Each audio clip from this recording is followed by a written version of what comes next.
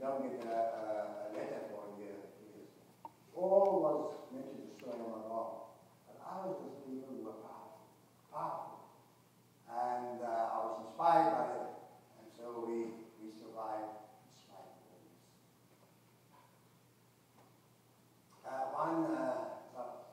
this. I'll tell you a story about Mr. Mandela. Some of you have time for questions. I'll tell you so many stories.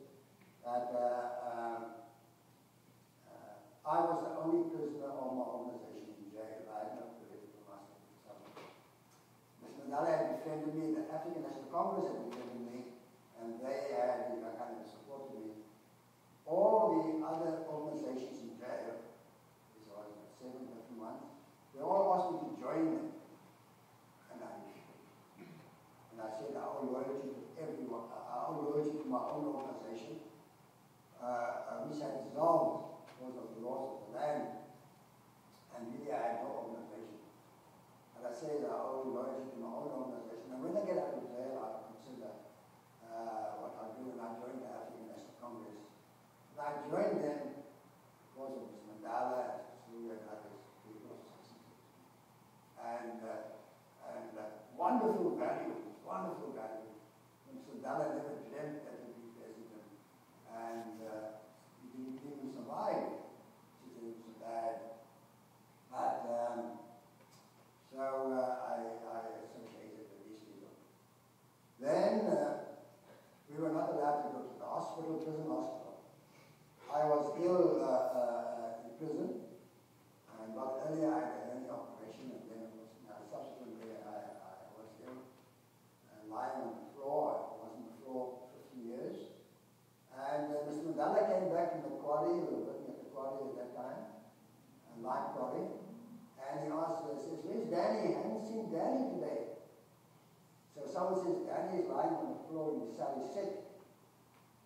So Mr. Mandela comes along, and we have this corridor, we have cells on either side, and single cells. So Mr. Mandela comes in the bottom corridor, and his cell is right there, and my cell is further up in the corridor.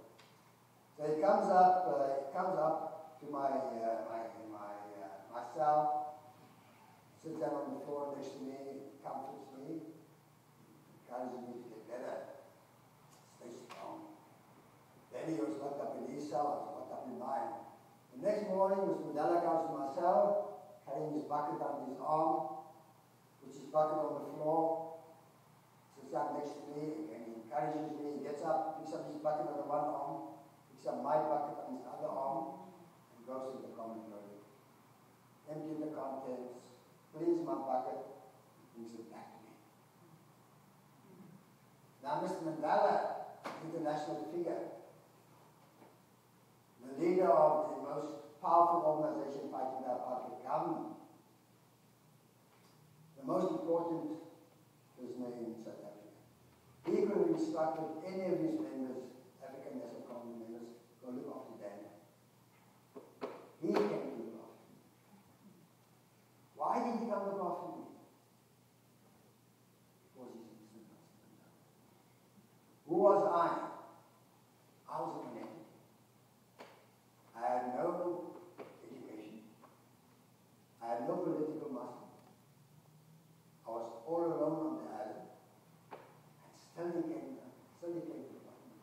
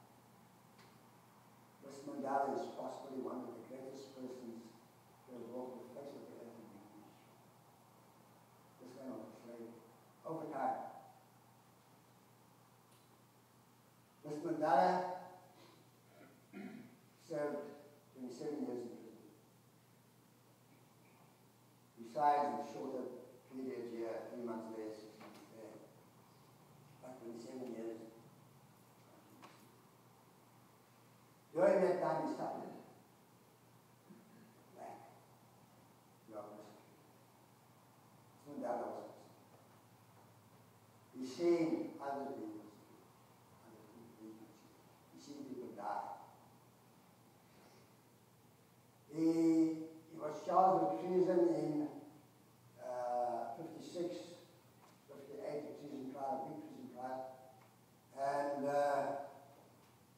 And during the treason trial, Winnie Mandela married him. Now, what sane woman is going to marry a man who's fashionable? Cheating. These people are special caliber. Special caliber. Winnie was the mother of the nation. We loved her. She was powerful. Later on, things went against her, and we lost respect for her, and dignity we held in her honor. She's still a great lady, but she should have been the first lady. She lost that position. So Nelson Mandela was found not guilty, and he then left the country illegally, and he went abroad to organize training camps, guns, money. Because after Sharpeville, he says, how do we fight such a vicious foe? What do we do? All the years the ANC was non-violent, and on their knees they said, please, please, don't do this, allow us to do this, please, please. Over the years, and it was just laughed at, pushed away, and they watched the other people suffer as well. So Mandela said, what was it? So yeah, it was on violence now. And then after the time, 2 years, Mr. Mandela told the national leaders who had assisted him over time, and they had a big meeting, and he said, thank you very much for what you've done for me and my country, and now I have to return to South Africa. And they said, return to South Africa? Return to what? Death? Torture? To imprisonment? Stay with us. Yeah, choose any country. We embrace you. He says, no. It's my duty. And he came back to life imprisonment. My prison ticket stated when I went to jail, when I'd be released. St. Dallas prison ticket stated when he went to jail, no release. You're supposed to die in jail. I juxtapose this story with one Ralph Fisher, Afrikaner. He's an advocate. He was born in the highest echelons of Afrikanerdom. He also fought the apartheid government. The whites also fought the apartheid government. And I say, the whites were among the bravest of freedom fighters, because they had so much to lose. They spurned skin color privilege, spurned it. And they paid every price. They paid every price. They were banned. They went to prison. They went into detention. They were tortured. Some of them died in detention. They were assassinated. And one of the members of my organization was found in the gallery. These were all white. So I make the point, there are three things: non-racialism, reconciliation, and the fact that the non-racial civil war in South Africa wasn't black and white. Whites fought, whites suffered, whites died, and I should keep that alive, because I don't want to be worse about it. Make the point quite stupid. Nevertheless, so Brown, he was tried for treason, and he too was allowed to go to Britain with permission of the government, condition he comes back, to do a brief